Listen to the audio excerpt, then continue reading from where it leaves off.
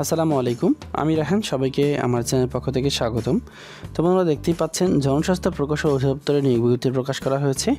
তো আমি আজকে দেখিয়ে দেবো এখানে কি কি পোস্ট আছে এবং কি কি শিক্ষাগত যোগ্যতা আছে, আবেদন কবে শুরু হবে, কবে শেষ হবে এবং আবেদন করার সময় আপনার কী কী প্রয়োজন পড়বে এবং অনলাইনে নির্ভুলভাবে কীভাবে আবেদনটা ফিল আপ করবেন সেই বিষয়ে বিস্তারিত আমি বলে দেওয়ার চেষ্টা করব। তবে আপনারা চেষ্টা করবেন সম্পূর্ণ ভিডিওটা ধৈর্য সহকারে দেখার, তাহলে হয়তো বা পুরো বিষয়টা বুঝতে পারবেন। অনেকে কী করেন, পুরো বিষয়টা না দেখাইয়ে আপনারা আবেদন প্রসেসে যান, তাতে করে কিন্তু অনেকের ভুল হয়ে যায়। তাই চেষ্টা করবেন সম্পূর্ণ ভিডিওটা ধৈর্য সহকারে দেখার। ভিডিওটা শুরু করার আগে আপনাদের কাছে একটা অনুরোধ থাকবে, আপনি যদি এই চ্যানেলে নতুন হয়ে থাকেন তাহলে প্লিজ সাবস্ক্রাইব করবেন এবং পাশে থাকা যে বেল আইকনটা থাকবে সেখানে ক্লিক দিয়ে রাখবেন, যাতে করে পরবর্তীতে কোনো ভিডিও আপলোড করলে সরাসরি আপনার কাছে নোটিফিকেশন চলে যায়। তো দেখি আমি নিয়োগ বিজ্ঞপ্তিতে কী কী আছে। এখানে বলা আছে গণপ্রজাতন্ত্রী বাংলাদেশ সরকার জনস্বাস্থ্য প্রকৌশল অধিদপ্তর। এখানে বলা আছে স্থানীয় সরকার, পল্লী উন্নয়ন ও সমবায় মন্ত্রণালয়ের স্থানীয় সরকার বিভাগের অধীন জনস্বাস্থ্য প্রকৌশল অধিদপ্তরের নিম্নবর্ণিত রাজস্ব অথবা অস্থায়ী রাজস্ব খাতভুক্ত পদের নিয়োগের জন্য পদের পাশে বর্ণিত শিক্ষাগত যোগ্যতা, অভিজ্ঞতা ও নিম্নবর্ণিত শর্ত সাপেক্ষে বাংলাদেশের প্রকৃত স্থায়ী নাগরিকদের নিকট হতে দরখাস্ত আহ্বান করা যাচ্ছে। তো এখানে পদের নাম হচ্ছে নিরাপত্তা প্রহরী। এখানে নেওয়া হবে 126 জন, এগুলো সব শূন্য পোস্ট। তো এখানে বেতনের স্কেল বা বেতন গ্রেড হচ্ছে 8,250 টাকা থেকে শুরু করে 20,010 টাকা। এখানে বেতন গ্রেড হচ্ছে 20। বয়স সীমা দেওয়া আছে 25/3/2020 তারিখে বয়স হতে হবে 18 থেকে 30 বছরের মধ্যে হতে হবে। শিক্ষাগত যোগ্যতা, অন্যান্য যোগ্যতা 8ম শ্রেণী পাস। এখানে যে সকল প্রার্থীরা আবেদন করতে পারবেন না সেটা হচ্ছে শেরপুর, রাঙামাটি, বান্দরবন, খাগড়াছড়ি, সিরাজগঞ্জ, নওগাঁ, ঠাকুরগাঁও, খুলনা, মাগুরা, বরিশাল, বরগুনা, ঝালকাঠি, এই জেলার প্রার্থীগণ আবেদন করতে পারবেন না। এখানে আরও বলা আছে সকল জেলার এতিম ও প্রতিবন্ধী প্রার্থীগণ আবেদন করতে পারবেন। শর্তসমূহ কী কী? সো এখানে প্রার্থীর বয়স সীমা দেওয়া আছে, আমি অলরেডি এটা বলে দিয়েছি। এরপর দেখবেন অনলাইনে আবেদনপত্র পূরণ সংক্রান্ত যে শর্তাবলী বা নিয়মাবলী সেটা আমরা দেখে নিই। তো পরীক্ষায় অংশগ্রহণে ইচ্ছুক ব্যক্তি dphe.teletalk.com.bd এই ওয়েবসাইটে ঢুকে কিন্তু আপনাদেরকে আবেদন ফর্ম ফিল আপ করতে হবে। তো আবেদনের সময়সীমাটা আমরা দেখে নিই। সেটা হচ্ছে অনলাইনে আবেদনপত্র পূরণ ও আবেদন ফি জমাদান শুরুর তারিখ 5/1/2021 থেকে শুরু হবে, আর শেষ তারিখ হচ্ছে 31/1/2021 তারিখ বিকেল 5টা। সো এর মধ্যে কিন্তু আপনাদের আবেদন করতে হবে। আপনারা দেরি না করে, শেষ দিনের অপেক্ষা না করে আপনারা যত তাড়াতাড়ি সম্ভব আপনারা আবেদন করে ফেলেন।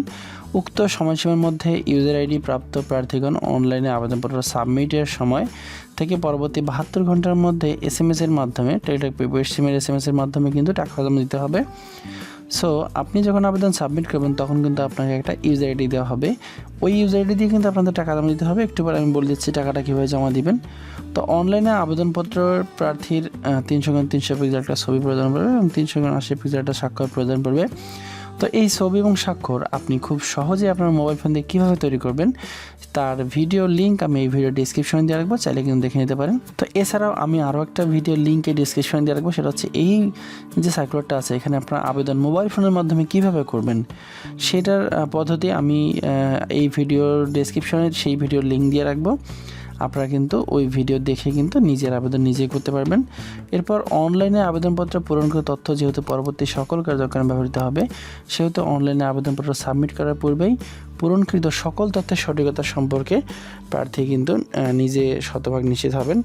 এর কারণটা হচ্ছে আপনি আবেদন করার সময় যে তথ্যগুলো দেবেন এগুলো কিন্তু আপনার পরবর্তীতে ব্যবহৃত হবে, মানে পরবর্তীতে আপনার আর যে কোনো কাজে কিন্তু এগুলো ব্যবহৃত হবে। তাই চেষ্টা করবেন যে আপনার সঠিক তথ্যটা দেওয়ার। তো প্রার্থী অনলাইনে পূরণকৃত আবেদনপত্রের একটি রঙিন কপি প্রিন্ট করে কিন্তু আপনাকে আপনার নিজের কাছে রাখতে হবে, কারণ পরবর্তীতে এটা প্রয়োজন পড়বে।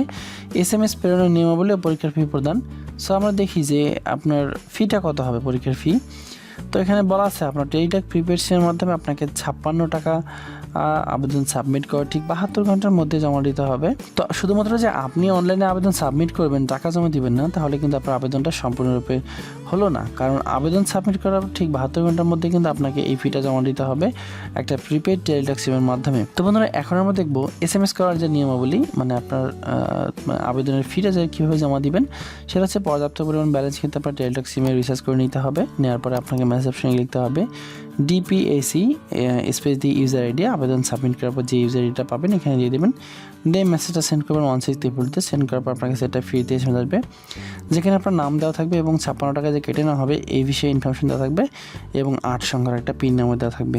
তো এই পিন নাম্বারটা কী করবেন, পরবর্তী এসএমএসে আবার মেসেজ অপশনে যাবেন, গিয়ে DPHE স্পেস ইয়েস স্পেস ওই পিন নাম্বারটা এখানে দিয়ে দেবেন, যে পিন নাম্বারটা আপনার আসবে, দিয়ে আপনি মেসেজ সেন্ড করবেন 162 সেন্ড করার পর আপনার কাছে কংগ্রাচুলেশনস অ্যাপ্লিকেন্ট নেম মানে আপনার নাম দেওয়া থাকবে, payment complete successfully for DPHE application for the post, এখানে পোস্টের নাম থাকবে, এখানে ইউজার আইডি এবং পাসওয়ার্ড দেওয়া থাকবে। তো এই ইউজার আইডি এবং পাসওয়ার্ড পরবর্তীতে কিন্তু আপনার অ্যাডমিট কার্ড উত্তোলনের জন্য প্রয়োজন পড়বে, তাই এটা ভালোভাবে সংরক্ষণ করে রাখবেন। তো এখন আমরা দেখব এই যে লিঙ্ক দেওয়া আছে dphe.teletel.com.bd, এই ওয়েবসাইটে আমরা চলে যাব। তো যে কোনো একটা ব্রাউজার নিয়ে অ্যাড্রেস বারে গিয়ে আপনাকে লিখতে হবে, এই অ্যাড্রেসটা আপনি দিয়ে দেবেন, দেওয়ার পরে এরকম একটা পেজ চলে আসবে। এখান থেকে আপনি অ্যাপ্লাই নাও বাটনে ক্লিক করবেন। অ্যাপ্লাই নাও বাটনে ক্লিক করার পর দেখবেন যে এখানে নিরাপত্তা প্রহরী দেওয়া আছে, আপনি এখানে ক্লিক করে দেবেন। দেওয়ার পরে আপনাকে এরকম একটা ফর্ম দেওয়া হবে, এই ফর্মটা আপনার সার্টিফিকেট মূল্যে কিন্তু ফিল আপ করার চেষ্টা করবেন। এখানে নাম দিবেন, পিতার নাম দিবেন, আপনার মাতার নাম দিবেন, জন্মতাটা এখানে দিয়ে দেবেন, তারপরে প্লেস অফ বার্থ আপনি যে জেলার বাসিন্দা সেটা এখানে দিয়ে দেবেন, তারপরে জেন্ডার মেল ফিমেল যার যেটা সেভাবে দিবেন। আপনারা খুব সহজে এই ফর্মটা কীভাবে মোবাইল ফোনের মাধ্যমে ফিল আপ করবেন এবং 300x300 পিক্সেলের ছবি ও স্বাক্ষর কীভাবে তৈরি করবেন এই বিষয়ে ভিডিও আমি এই ভিডিও ডিসক্রিপশনে লিঙ্ক দিয়ে রাখবো, আপনারা সেই ভিডিও দেখে কিন্তু এই ফর্মটা ফিল আপ করে নিতে পারবেন। তো এরপর ন্যাশনালিটি নাম্বার দিবেন, যদি না থাকে তাহলে জন্মদিন কার্ডের নাম্বার দিয়ে আবেদন করতে পারবেন। এরপর যদি আপনার পাসপোর্ট আইডি থাকে তাহলে সেটা দিয়ে আবেদন করতে পারবেন। এরপর ধর্ম, যার যারা ধর্ম সেভাবেই দিবেন, ম্যারিটাল স্ট্যাটাস ম্যারিড হলে ম্যারিড, আনম্যারিড সিঙ্গেল হলে সিঙ্গেল দিবেন।